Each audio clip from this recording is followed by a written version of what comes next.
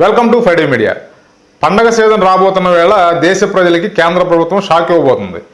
ఈ వంట నూనె ధరలు భారీగా పెరిగే అవకాశం ఉంది. దీనికి ప్రధాన కారణం ఏంటంటే ఈ వంట నూనెలపై అంటే ముడి వంట నూనెలైనటువంటి ఫామ్ ఆయిల్, తర్వాత సన్ఫ్లవరు, తర్వాత ఈ సోయాబీన్కి సంబంధించిన ముడి ఆయిల్స్ మీద అంతకుముందు దిగుమతి సుంకం అనేది లేదనమాట. అంటే ఇతర దేశాల నుంచి ఈ ముడి ఆయిల్ని కనుక మనం దిగుమతి చేసుకుంటే సుంకం ఏమి విధించేవారు కాదు.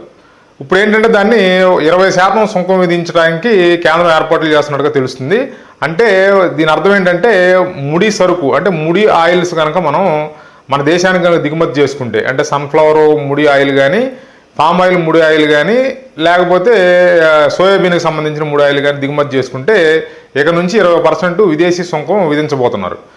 అంతకుముందు ఏంటంటే రిఫైన్డ్కి సంబంధించి అంటే రిఫైండ్ చేసినటువంటి సన్ఫ్లవర్ ఆయిల్ కానీ, రిఫైండ్ చేసిన పామ్ ఆయిల్ కానీ, సోయాబీన్ ఆయిల్ కానీ దిగుమతి చేసుకుంటే 12.5% దిగుమతి సుంకం ఉండేది. అంటే ఇది రిఫైన్డ్ ఆయిల్కి మాత్రం. ఇప్పుడు అది ఏమవుతుందంటే ముడి సరుకు మీద, ముడి ఆయిల్ మీద 20% విధిస్తున్నారు. ఈ రిఫైన్డ్కి సంబంధించిన ఆయిల్స్ మీద ఏంటంటే గతంలో ఉన్న 12.5%కి ఇంకో 20% అదనంగా యాడ్ చేసి 32.5% విధించబోతున్నారు. అంటే దీని అర్థం చూసుకుంటే దాదాపుగా 20% నుంచి 30% మధ్య ఆయిల్ ధరలు అంటే వంట నూనె ధరలు పెరగబోతున్నాయి. ఇప్పుడు పండగ సీజన్ అయితే దగ్గర పడబోతుంది. విపరీతంగా పిండి వంటలు వండుకుంటారు, విపరీతంగా ఆయిల్ కన్జంప్షన్ అనేది విపరీతంగా ఉంటుంది. అంటే ఈ సీజన్ మొత్తం కూడా ఆయిల్ వినియోగం అనేది ప్రజలు ఎక్కువగా చేస్తారు.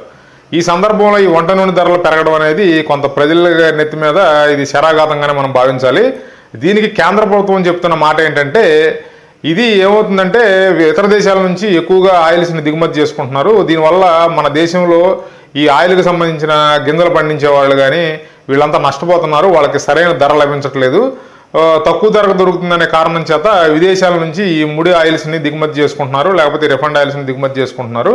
దీన్ని నిలువరించడం కోసం ఇప్పుడు విదేశీ సుంకాన్ని విధించడం జరుగుతుందని చెప్పి కేంద్ర ప్రభుత్వం దీనిపై వివరణ ఇచ్చింది. కాకపోతే ఏంటంటే ఏది జరిగినా కూడా రైతులు లాభపడతారో లేదన్నది పక్కన పెడితే ఇది సామాన్య మానవుడి మీద మాత్రం ఇది ఖచ్చితంగా పెద్ద భారమనే చెప్పాలి. ఎందుకంటే ఆయిల్ అనేది ఖచ్చితంగా ప్రతి ఇంట్లో ప్రతి గృహంలో కూడా ఈ ఆయిల్ యూసేజ్ అనేది ఎక్కువగానే ఉంటుంది. దీనివల్ల ఏమవుతుందంటే ఇప్పుడు 20 నుంచి 30% కనుక ఈ ఆయిల్ ధరలు కనుక పెరగడం అంటూ జరిగితే మధ్యతరగతి వాడి మీద ఇది విపరీతమైన భారంగానే మనం భావించాలి.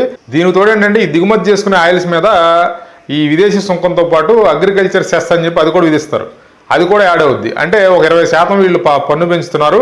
తర్వాత ఈ సెస్ ఇవన్నీ యాడ్ చేసుకుని ఇక రకరకాల సంబంధించినవన్నీ చూసుకుంటే ఈ బ్రాండ్ వాల్యూస్ అవి యాడ్ చేసుకుంటే ఒక 30% దాకా పెరిగిపోయే అవకాశం ఉంది.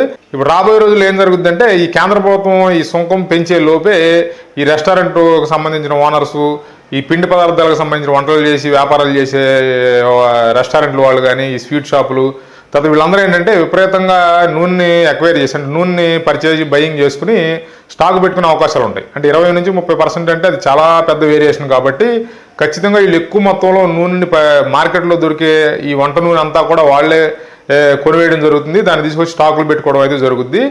ఇదేమవుద్దంటే ఇంకా డిమాండ్ పెరిగిపోయి మార్కెట్లో ఇది జనరల్గా పెరిగే రేటు కన్నా కూడా ఇంకా ఎక్కువ బ్లాక్లో నడిచే పరిస్థితులు కూడా ఏర్పడతాయి. కాబట్టి ఏంటంటే కొంత మధ్యతరగతి వాళ్ళు కూడా ఇప్పుడు సమాచారం మనకు ముందే తెలిసింది కాబట్టి కొంత పండగలకు సంబంధించి ఇప్పుడు దసరా, దీపావళి ఇలా పండగలు రాబోతున్నాయి కాబట్టి కొంత ఎక్కువ నూనె ఇళ్లలో స్టాక్ పెట్టుకుంటే ఈ వంట నూనెని కొంచెం ఎక్కువ ఇళ్లలో స్టాక్ పెట్టుకుంటే ఈ ధరాఘాతం నుంచి కొంత తప్పించుకోవచ్చు. అంటే మీరు ఇప్పుడు సంవత్సరం మొత్తానికి సరిపడా నూనె అయితే కొన్ని ఇంట్లో పెట్టుకోలేరు, కానీ ఈ పండగల సీజన్కి ఎక్కువ నూనె అవసరం అవుతుంది కాబట్టి దాని వరకు మాత్రం కొంత స్టోర్ చేసుకుంటే కొంత పండగ సీజన్లో ఈ ధరల బారి నుంచి తప్పించుకోవచ్చు అని మాత్రం నాకు అనిపిస్తుంది. Please like, share and subscribe Friday media. Thanks for watching.